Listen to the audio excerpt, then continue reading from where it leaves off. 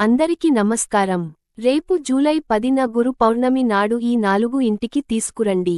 లక్ష్మీదేవి అనుగ్రహంతో సంతోషంగా ఉండొచ్చు. ఈ సంవత్సరం గురు పౌర్ణమి జూలై 10న వచ్చింది.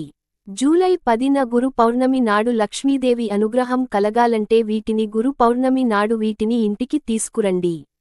గురు పౌర్ణమి నాడు వీటిని ఇంట్లో ఉంచడం వలన సానుకూల శక్తి ప్రవహించడంతో పాటు లక్ష్మీదేవి అనుగ్రహం కూడా కలుగుతుంది. హిందూ క్యాలెండర్ ప్రకారం గురు పౌర్ణమి ఆషాఢమాసం శుక్లపక్ష పౌర్ణమి నాడు వస్తుంది.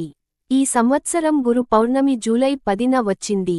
జూలై 10న గురు పౌర్ణమి నాడు లక్ష్మీదేవి అనుగ్రహం కలగాలంటే వీటిని గురు పౌర్ణమి నాడు వీటిని ఇంటికి తీసుకురండి.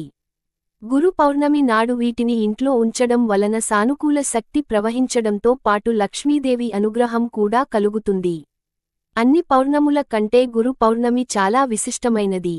వేదాలు రచించిన వేదవ్యాసుడు ఆషాఢ్ శుక్ల పౌర్ణమి నాడు జన్మించారని అంటారు. అందుకే దీనిని వ్యాస పౌర్ణమి అని కూడా అంటారు.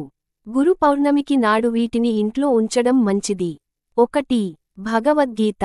గురు పౌర్ణమి నాడు పవిత్రమైన భగవద్గీతని ఇంటికి తెచ్చి పెట్టుకుంటే మంచిది.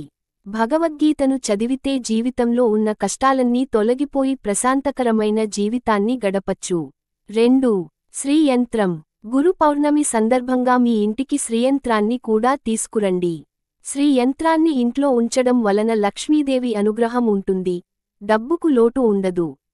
శ్రీయంత్రం ఇంట్లో ఉంటే ఆర్థిక పరిస్థితులు మెరుగుపడతాయి, సంతోషంగా ఉండొచ్చు, డబ్బు సమస్య రాదు, ధనానికి ఏ విధమైన లోటు ఉండదు.